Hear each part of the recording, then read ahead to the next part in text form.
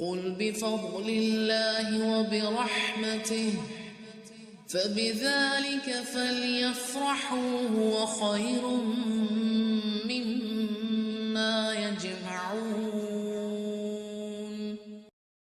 دعوت اللہ کے لیے نکلنے والوں کا کردار کیسا ہونا چاہیے؟ اے کپڑا اڑنے والے، کھڑا ہو جا اور آگاہ کر دے، اور اپنے رب ہی کی بڑائیاں بیان کر، اپنے کپڑوں کو پاک رکھا کر، ناپاکی کو چھوڑ دے۔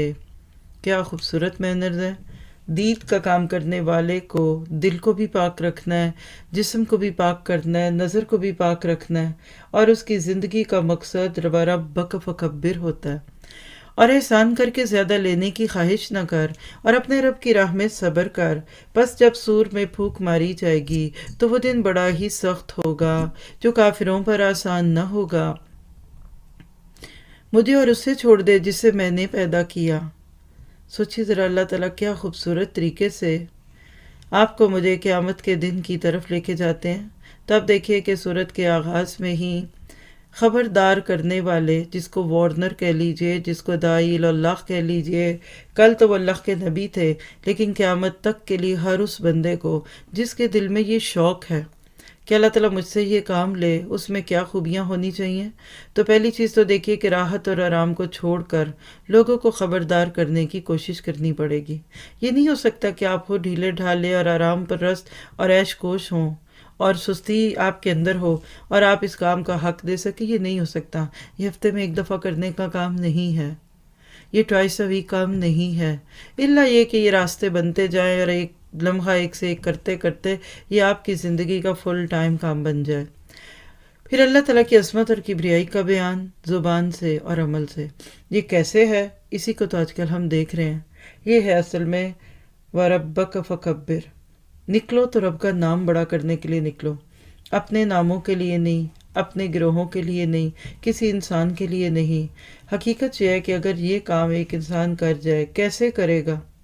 پہلے تو اپنے جسم پر قائم کر کے دیکھے گا کہ جسم اللہ نے دیا، اس پر مرضی بھی اسی کی چلے گی۔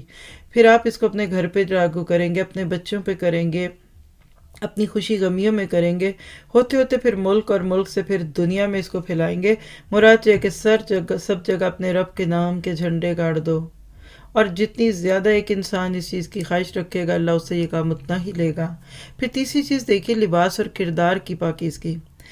لباس تو ہر ایک کا ہی پاک رہنا چاہیے، لیکن اگر دین کے نام پہ نکلنے والے کا لباس گندا ہو، پسینے کی اور سگریٹ کی اسمیل ہو، اور کئی رنگ کے کھانوں کی خوشبو ہو، تو دوسرے لوگ آپ کو ایک مہذب انسان نہیں سمجھیں گے۔ خود بھی آپ جانتے ہیں کہ جب آپ صاف ستھرے ہو جاتے ہیں، شاور لے کر صاف سمپل کپڑے پہنتے ہیں، تو آپ کے اندر ایک اسپرچویلٹی آتی ہے۔ اس میں تکلف بھی نہیں ہونا چاہیے، تصنع بھی نہیں ہونا چاہیے، اور بالکل اس میں کیئرلیسنس بھی نہ ہو کہ کسی دوسرے کو آپ اس چیز کی خبر دے رہے ہیں کہ دین سیکھنے کے بعد لوگ اتنے بکھلا جاتے ہیں کہ پھر ان کا حال حلیہ بھی درست نہیں رہتا۔ دوسری چیز جو ہے نا، کردار کی پاکیزگی، یہ بڑی اہم ہے۔ دیکھیے حضرت یوسف علیہ السلام کا قصہ ہم پڑھ کر آئے۔ بادشاہ پیغام دے رہا ہے کہ میرے پاس بھیجیے۔ بادشاہ نے بلوایا، آئیے۔ کہہ رہے میں نہیں آؤں گا۔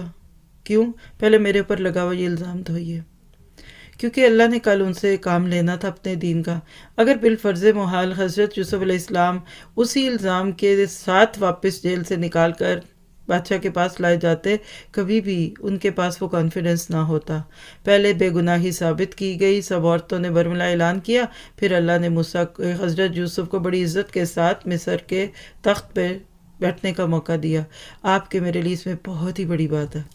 10 باتیں کہنے کو دل کر رہا ہے کسی کو، چپ کر چاہیے، کیونکہ آپ نے ایک کہنی ہے نا، اگلے نے کہنا یہ ہوتے ہیں دین والے، یہ سکھاتی ہیں تجھے، یہ ہے تیری ٹیچر، یعنی تانے الزام جو کچھ لوگ دیں گے۔ ہر حال سے ہر داعیے دین کو خاص طور پہ اپنے کردار کو مالی معاملات میں، زبانی معاملات میں، قلبی معاملات میں بالکل پاک رکھنا چاہیے۔ امام بخاری کا ایک واقعہ، ایک موقع پہ انہوں نے صرف اس ایک الزام سے بچنے کے لیے کہ ان پہ چوری کا الزام نہ لگ جائے، اپنی 100,000 اشرفیوں کی تھیلی پانی میں ڈال دی تھی۔ تلاشی لینے پہ جب نہ ملی، اور وہ شخص جس نے الزام لگایا تھا بعد میں ملا اور کہنے لگا آپ کے پاس تھی نہیں، تو آپ نے کیوں کہا؟ کہنے لگے میرے پاس تھی، پر جب میں نے دیکھا تیری نیت بدل گئی اور تو نے شور مچا دیے کہ میرے پیسے گم گئے، تو جب لوگ تلاشی لیتے تو میرے پاس تو وہ نکل آتی۔ اب میں اس وقت کس کو بتاتا کہ یہ تیری ہے کہ میری؟ تو میں حدیث کا کام کرتا ہوں، لوگ مجھ سے اللہ کے نبی کی حدیث لیتے ہیں، اگر میرے پر ایک بار چوری کا یہ الزام لگ جاتا تو پھر میں کبھی بھی اس کام کو کر نہ سکتا۔ تو انہوں نے تو 1000 اشرفیاں پانی میں پھینکی نا۔ آپ اپنی انا، اپنی تکبر اور اپنی باتیں اور گرجز غصے صرف اس لیے پھینک دیا کریں کہ کوئی بات نہیں، میرا اب تعارف قرآن بن چکا اور اللہ کے نبی کی بات۔ پھر اسی طرح دیکھیں، شرک اور نفس پرستی کی گندگی سے دور رہنا چاہیے۔ اگر دل میں آپ کے اپنے ہی یہ چیزیں نہیں ہیں اور آپ کے دل میں شرک سے نفرت نہیں ہے اور آپ اپنی ہی ذات کے بت کو پوج رہے ہیں، تو دوسروں کو آپ کون سا دین دیں گے؟ یہ تو ایسے ہی ہے کہ صاف زمزم آپ گندے گلاس میں ڈال کر کسی کو سرو کرنے لگے۔ اور پھر سب سے بڑی بات کہ مشکلوں پر صبر اور اللہ تعالیٰ سے اجر کی امید، کیونکہ اس راستے میں مشکلات تو آتی ہیں، اس لیے تو کہہ دیا تھا پیچھے بھی وَاسْتَعِینُوا بِالصَّبْرِ وَالصَّلَاةِ۔ تو اس میں پھر مدد کس سے مانگنی ہے؟ وَلِرَبِّكَ فَاصْبِرْ۔ آپ دیکھیے، ایک ہوتا ہے صبر کرنا اور اللہ سے مدد مانگنا، ادھر یہ وہ مراد نہیں ہے۔ لِرَبِّكَ، فار یور اللہ۔ اللہ کے لیے صبر یہ ہوتا ہے کہ آپ کا ذاتی کسی سے کوئی جھگڑا گلا نہیں، لیکن لوگ آپ کو اللہ کے نام پہ ستائیں تو آپ اس پہ صبر کیجئے۔